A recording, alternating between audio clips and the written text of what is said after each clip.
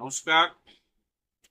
আজকে শুরু করব প্রেজেন্ট টেন্সের যে চারটে ভাগ, তার শেষ ভাগ present continuous, present perfect continuous tense.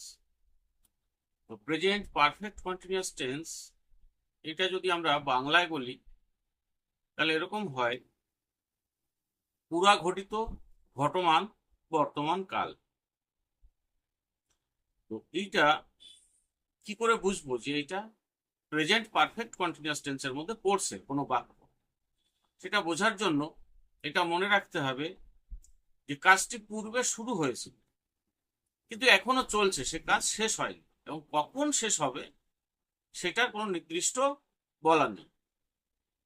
যেমন 2 ঘন্টা যাবৎ বৃষ্টি হইতেছে, অর্থাৎ বৃষ্টি 2 ঘন্টা আগে শুরু হয়েছে কিন্তু এখনো চলছে, আর এই বৃষ্টি কখন থামবে তার ঠিক নেই।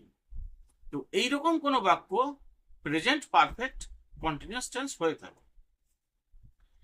তা যেমন আমি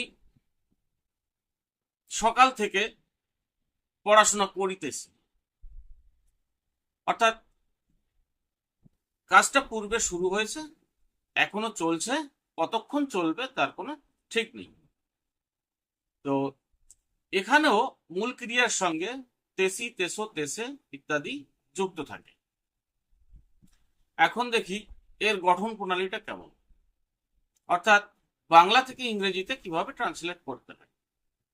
তো এটা প্রথমেই বলছি যে আগে কর্তা, পরে সাহায্যকারী ক্রিয়া হ্যাভ বিন, হ্যাজ বিন, তারপর মূল ক্রিয়ার প্রেজেন্ট ফর্মের সঙ্গে আইএনজি যুক্ত হবে, আর বাকি অংশ তো যা আছে সেটা থাকবে। এখন এই হ্যাভ বিন বা হ্যাজ বিন কোথায় কোনটা বসবে? এর আগের টেন্সে যেমন ছিল প্রেজেন্ট পারফেক্ট টেন্সে হ্যাভ হ্যাজের ব্যবহার, এখানেও তেমনই, অর্থাৎ থার্ড পারসন তার একটা আলাদা ব্যাপার। Third person singular number subject হলে হ্যাজ বিন, বাকি সব জায়গায় হ্যাভ বিন। এবার প্রশ্নবোধক হলে এই হ্যাভ আর হ্যাজ আগে যাবে, বিন কিন্তু আগে যাবে না। আর না বোধকের জন্য নট। এইবার একটু খাতায় তোমাদের দেখিয়ে দিচ্ছি এই পাতাটা। তো যারা নোট করতে চাও তারা এভাবে দেখে নিতে পারো। প্রেজেন্ট পারফেক্ট কন্টিনিউয়াস টেন্স, পুরা ঘটিত, ঘটমান, বর্তমান কাল। চিনিবার উপায়: কাজটি পূর্বে শুরু হইয়াছে কিন্তু এখনো চলিতেছে। এখানে মূল ক্রিয়ার সঙ্গে তেসি, তেসো, তেসে ইত্যাদি যুক্ত থাকে। গঠন প্রণালী: আগে কর্তা, পরে সাহায্যকারী ক্রিয়া হ্যাভ বিন, হ্যাজ বিন বসে, তারপর মূল ক্রিয়ার প্রেজেন্ট ফর্ম এর সঙ্গে আইএনজি যুক্ত হয়।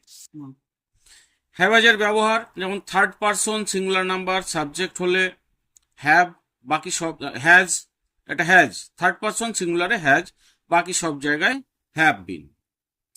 প্রশ্নবোধক হলে হ্যাভ হ্যাজ আগে যায়, নাবোধকে নট হয়, বিন কিন্তু আগে যায় না।